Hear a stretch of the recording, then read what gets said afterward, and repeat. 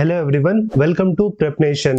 आपका 25 से लेकर 27 नवंबर तक के करंट अफेयर्स में स्वागत है। इन 3 दिनों के जितने भी इंपॉर्टेंट करंट अफेयर्स के क्वेश्चन हैं, उसको हम इस लेक्चर में कवर करेंगे। तो चलिए फिर वीडियो को स्टार्ट करते हैं। पहला question, the parliament of which country approved a free trade agreement with India? किस देश की संसद ने भारत के साथ मुक्त व्यापार समझौते को मंजूरी दी? तो दिया है ऑप्शन बी, ऑस्ट्रेलिया ने। Option B, Australia. तो जो भारत और ऑस्ट्रेलिया के बीच में फ्री ट्रेड एग्रीमेंट का जो प्रपोजल था, उसको ऑस्ट्रेलिया की पार्लियामेंट ने मंजूरी दे दिया है और इसके तहत भारत से जितने भी प्रोडक्ट हैं उनको ऑस्ट्रेलिया में ड्यूटी फ्री एक्सेस दिया जाएगा। वो चाहे भारत से टेक्सटाइल्स हो, लेदर हो, फर्नीचर हो, ज्वेलरी हो या फिर मशीनरी हो। और वहीं करीब करीब 96.4% जो भारत एक्सपोर्ट करता है ऑस्ट्रेलिया, उस पे 0 ड्यूटी लगेगा। और वहीं उसमें वो प्रोडक्ट भी शामिल है जिसमें अब तक 4 से 5% तक का कस्टम ड्यूटी लगता था। इन जल जीवन सर्वेक्षण 2023, which of the following districts of Uttar Pradesh topped in giving tap water connection? जल जीवन सर्वेक्षण 2023 में निम्नलिखित में से उत्तर प्रदेश का कौन सा जिला नल जल कनेक्शन देने में अव्वल रहा है? तो अव्वल रहा है option D, Shahjahanpur. Option D, Shahjahanpur. और वहीं आपको बता दे, यूपी में कुल 75 डिस्ट्रिक्ट है, यानी कि 75 जिले हैं। और वहीं इस जल जीवन सर्वेक्षण 2023 में शाहजहांपुर ने 2 कैटेगरी में टॉप किया है। पहला कैटेगरी तो एस्पिरेंट डिस्ट्रिक्ट का है, क्योंकि शाहजहांपुर जिले में अब तक कुल 28,419 नल के कनेक्शन लगाए गए हैं। वहीं जो दूसरा कैटेगरी है जिसमें शाहजहांपुर टॉप किया है, वो है बेस्ट परफॉर्मिंग डिस्ट्रिक्ट। और वहीं इस सूची में जो उत्तर प्रदेश का दूसरा जिला है जो बना है सेकंड बेस्ट परफॉर्मिंग डिस्ट्रिक्ट, तो वो है यूपी का Bulandshahr. Which state has launched the प्रारंभ पॉलिसी फॉर चिल्ड्रन? किस राज्य ने बच्चों के लिए प्रारंभ नीति शुरू की? तो वो किया ऑप्शन बी, उड़ीसा राज्य ने। Option B, state of Orissa. तो वही प्रारंभ पॉलिसी जो कि बच्चों के लिए है, इसे हरी झंडी दिया उड़ीसा की कैबिनेट ने। और वहीं इस पॉलिसी के थ्रू 7 मुख्य चीजों पे मेन फोकस रहेगा, जैसे कि बच्चों का health, nutrition, water, sanitation and hygiene, बच्चों की शिक्षा और साथ में protection from child abuse, exploitation and violence. और वहीं इस पॉलिसी के तहत वो हर पहलू पे सरकार काम करेगी जो एक बढ़ते बच्चों के लिए जरूरी है। और वहीं पॉलिसी किस वर्ष के बच्चों के लिए लागू होगा? तो इसमें क्राइटेरिया रखा गया है from birth till 18 year of age, यानी कि जन्म से लेकर 18 साल तक के जो बच्चे हैं वो इस पॉलिसी का लाभ ले सकते हैं। In which state Buddhavanam, the first of its kind and the largest Buddhist heritage theme park in the world? किस राज्य में बुद्ध वनम अपनी तरह का पहला और दुनिया का सबसे बड़ा बौद्ध विरासत थीम पार्क है? तो वो है ऑप्शन डी, तेलंगाना राज्य में। ऑप्शन डी, तेलंगाना राज्य। और ये जो बुद्धनम या बौद्ध थीम पार्क है, ये फैला है 275 एकड़ में और इसे बनाने में कुल 100 करोड़ रुपए लगे हैं। और वहीं इस पार्क को डेवलप किया है Telangana state tourism development corporation ने। और वहीं इस पार्क को कहाँ बनाया गया है? तो बनाया गया है तेलंगाना के नलगोंडा जिले में। और वहीं इसके साथ ही आप फोटो में यहाँ पे जो नदी देख सकते हैं, ये है कृष्णा नदी। Which country took over the chair of the global partnership on artificial intelligence from France?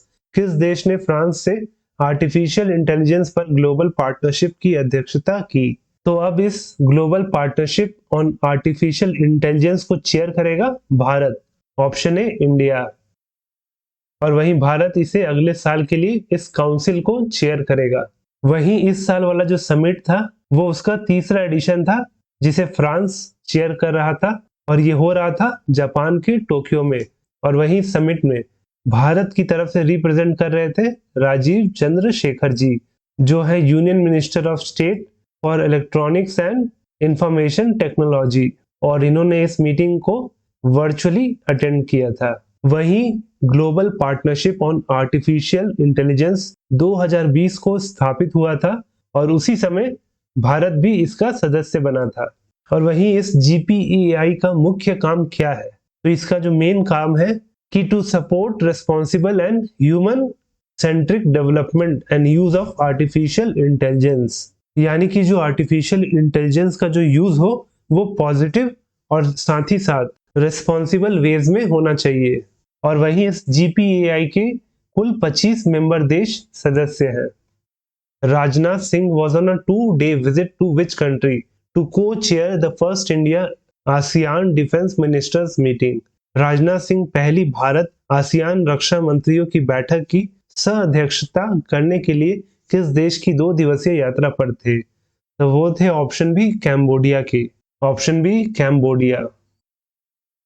तो भारत के रक्षा मंत्री यानी डिफेंस मिनिस्टर राजनाथ सिंह वो 2 दिनों के दौरे पे गए थे कैम्बोडिया, और वहीं वहां पे जो आसियान का डिफेंस मिनिस्टर प्लस मीटिंग था उसको उन्होंने कैम्बोडिया के साथ मिलके को चेयर किया। और वहीं ये डिफेंस मिनिस्टर प्लस मीटिंग जो था वो इसका ये 9th एडिशन था जो हुआ कैम्बोडिया के CM रीप में।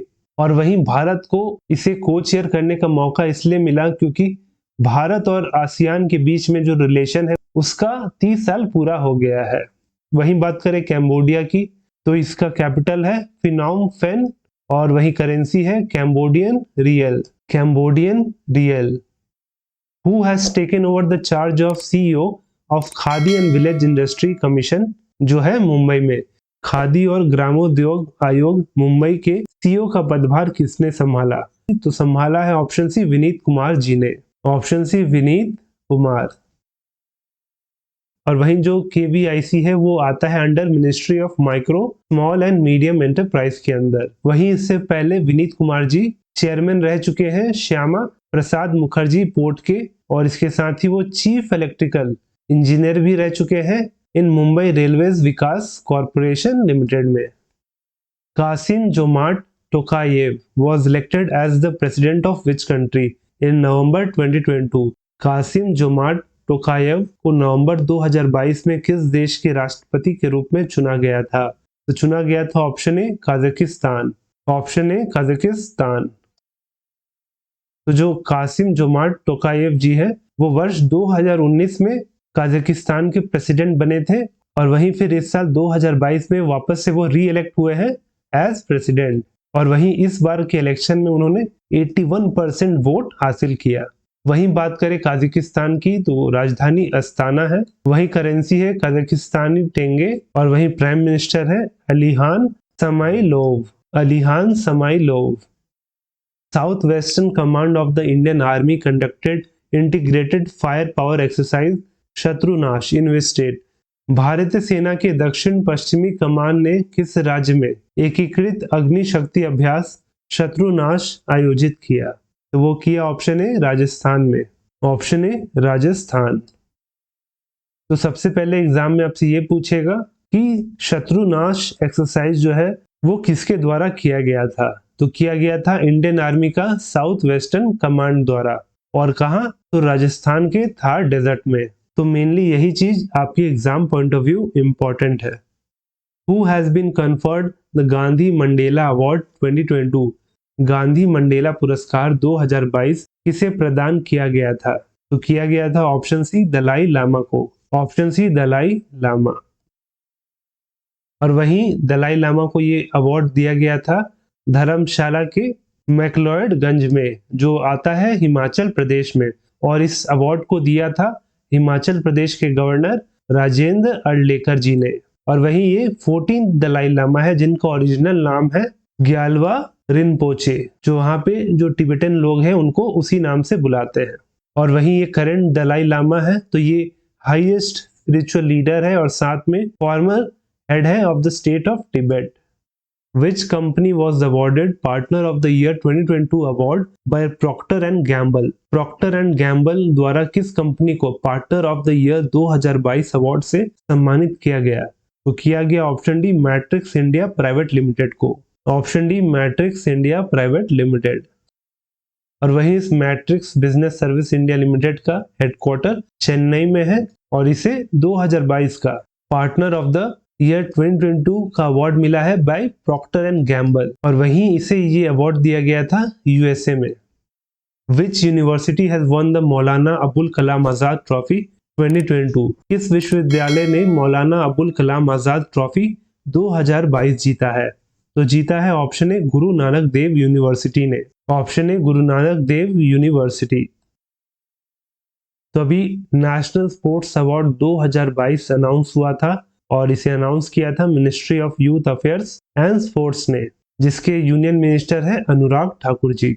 और वहीं इस नेशनल स्पोर्ट्स अवार्ड्स के जितने भी विनर्स हैं अलग अलग कैटेगरी में, उनको ये अवार्ड मिलेगा 30 नवंबर को, और उनको ये अवार्ड भारत के राष्ट्रपति द्वारा दिया जाएगा। और जो फिलहाल भारत की राष्ट्रपति है वो है द्रौपदी मुर्मू जी। और वहीं इस नेशनल स्पोर्ट्स अवार्ड में एक और अवार्ड दिया जाता है जो है मौलाना अबुल कलाम आजाद ट्रॉफी। तो ये जो ट्रॉफी है ये मिला है इस वर्ष का गुरु नानक देव यूनिवर्सिटी को, जो है अमृतसर में। और वहीं ये ट्रॉफी गुरु नानक देव यूनिवर्सिटी को एक बार, दो बार, तीन बार नहीं मिला है, इसे ये ट्रॉफी लगातार 24 बार मिल चुका है।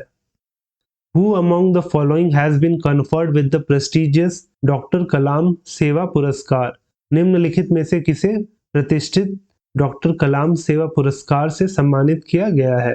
तो किया गया है ऑप्शन बी रवि कुमार सागर को। Option B Ravi Kumar Sagar. और वहीं रवि कुमार सागर जो है वो one of the youngest founders and CEO है, और वहीं उनकी कंपनी का नाम है RKS इनो ग्रुप, और इन्हें इस साल का डॉक्टर अब्दुल कलाम सेवा पुरस्कार दिया गया था। और वहीं इस अवार्ड को हर साल देता है वंदे भारत फाउंडेशन। और किस लिए देता है? To commemorate the birth anniversary of doctor APJ Abdul Kalam. Navi technologies limited has appointed which of the following cricketer as its brand ambassador? Navi technology limited ने निम्नलिखित में से किस क्रिकेटर को अपना ब्रांड एम्बेसडर नियुक्त किया? तो नियुक्त किया है ऑप्शन सी महेंद्र सिंह धोनी को। Option C Mahendra Singh Dhoni. तो जो नवी टेक्नोलॉजी लिमिटेड है वो फाइनेंशियल सर्विसेज प्रोवाइड करता है जैसे कि लोन और इंश्योरेंस। तो उसने नियुक्त किया है महेंद्र सिंह धोनी को as their companies brand ambassador. और वहीं इस नवी टेक्नोलॉजीज के जो one of the co founder है वो है Sachin Bansal ji, Sachin Bansal. Who has become the Indian Army's first woman skydiver? भारतीय सेना की पहली महिला स्काई डाइवर कौन बनी है? तो वो बनी है option D lance Naik Manju. Option D lance Naik Manju. तो लांस नायक मंजू जो कॉर्प्स ऑफ मिलिट्री पुलिस के ईस्टर्न कमांड से बिलोंग करती है, वो बनी है पहली महिला soldier skydiver of Indian army. और इसके लिए उन्होंने जो एडवांस लाइट हेलीकॉप्टर ध्रुव है उससे उन्होंने 10,000 फीट की ऊंचाई से जंप किया था। और वहीं इसके साथ ही इसी साल मई 2022 में 26 वर्षीय अभिलाषा बरक जो हरियाणा से बिलोंग करती है, उन्होंने भी एक इतिहास रचा है by becoming the Indian army first women combat fighter. तो जितने भी करंट अफेयर में फर्स्ट से रिलेटेड होते हैं वो बहुत ही ज्यादा इंपॉर्टेंट होते हैं आपके एग्जाम के लिए। तो याद रखिएगा, first women soldier skydiver बनी है लांस नायक मंजू, और वहीं फर्स्ट वुमेन कॉम्बैट फाइटर बनी थी अभिलाषा बरक। When was World Heritage Week 2022 observed across India? विश्व विरासत सप्ताह 2022 पूरे भारत में कब मनाया गया? तो मनाया गया ऑप्शन बी 19 से लेकर 25 नवंबर तक। ऑप्शन बी 19 to 25 नवंबर। और वहीं वर्ल्ड हेरिटेज वीक क्यों मनाते हैं? तो सीधी सी बात है, इसे मनाया जाता है to promote the heritage and the culture of monuments an important site for their conservation. वहीं अगर भारत की दृष्टिकोण से बात करें तो ऐसे 40 प्रॉपर्टीज हैं भारत में जिनको ऐड किया गया है वर्ल्ड हेरिटेज लिस्ट में। और वहीं इसके साथ पूरे विश्व में भारत के पास 6 largest number of world heritage sites है। Which day is observed as the International Day for Elimination of Violence Against Women? महिलाओं के खिलाफ हिंसा के उन्मूलन के लिए अंतर्राष्ट्रीय दिवस किस दिन मनाया जाता है? तो मनाया जाता है ऑप्शन बी 25 नवंबर को। ऑप्शन बी 25 नवंबर। और वहीं इस दिन को एस्टैब्लिश या स्थापित किया था यूनाइटेड नेशन जनरल असेंबली ने इन 1993। और वहीं जो इस साल का थीम था वो है unite activism to end violence against women and girls. Unite activism to end violence against women and girls. तो ये जो क्वेश्चन है वो आपके लिए है कि in which state Chhaya Someshwar temple is located. Chhaya Someshwar मंदिर किस राज्य में स्थित है? तो इसका सही आंसर आपको नीचे कमेंट सेक्शन में लिख के बताना है। और वहीं हमारा ये डेली करंट अफेयर का लेक्चर का पीडीएफ आपको हमारे टेलीग्राम चैनल प्रेप नेशन में मिल जाएगा, जिसका लिंक नीचे डिस्क्रिप्शन में दिया गया है। आप वहां पे जाके उसे डाउनलोड कर सकते हैं। और अगर वीडियो अच्छा लगा हो तो वीडियो को लाइक करें और साथ में हमारे इस डेली करंट अफेयर सीरीज के साथ बने रहने के लिए हमारे चैनल को सब्सक्राइब करें।